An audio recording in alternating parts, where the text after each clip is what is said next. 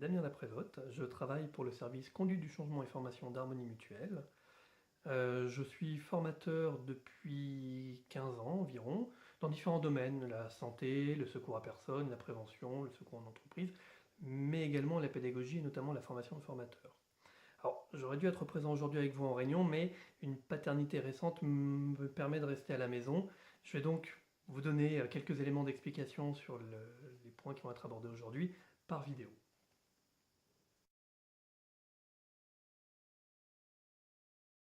Donc, dans le but d'uniformiser la formation des nouveaux entrants, d'uniformiser son contenu, ses apports, sa qualité, un grand travail a été réalisé.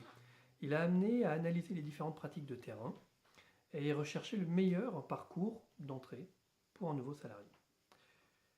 L'objectif est de permettre d'acquérir les différentes capacités qui font un bon professionnel de façon progressive afin qu'il soit opérationnel rapidement sur le terrain. Pour cela, un programme et son contenu ont été rédigés de façon collaborative. Ils nous permettent de garantir, quel que soit le site, l'harmonisation de la formation dispensée et un niveau de prestation identique, quel que soit le formateur. Un outil a été utilisé, le conducteur pédagogique.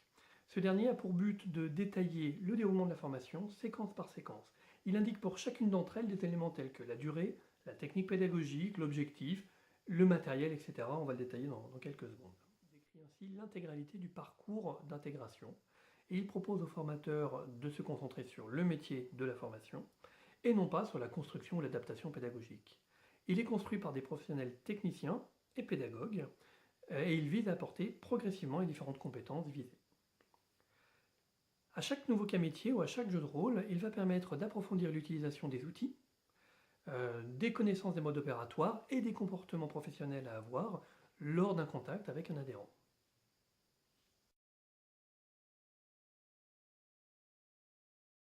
Pour le formateur, le conducteur pédagogique est un outil facilitant.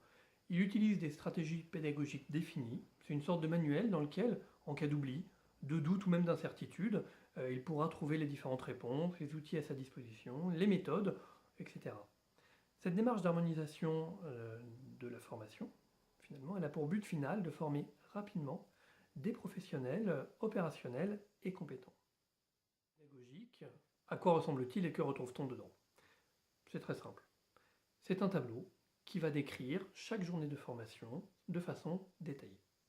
On y trouve, pour chaque séquence, une durée indicative, la technique pédagogique, par exemple un exposé, une vidéo, une discussion, un brainstorming, pourquoi pas. L'intention pédagogique, on parlera là de technique de découverte, qui va permettre au candidat de découvrir qu'il ne sait pas, d'apprentissage, qui lui permet de monter en compétence, ou d'application dans laquelle il va s'exercer dans un jeu de rôle par exemple.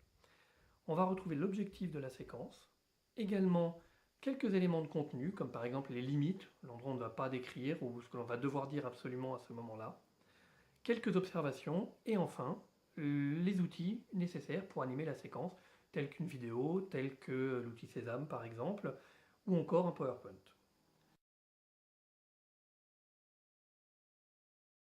Produit par Céline et Sylvie sur la compilation des différentes pratiques et la rédaction du conducteur pédagogique est terriblement enthousiasmant.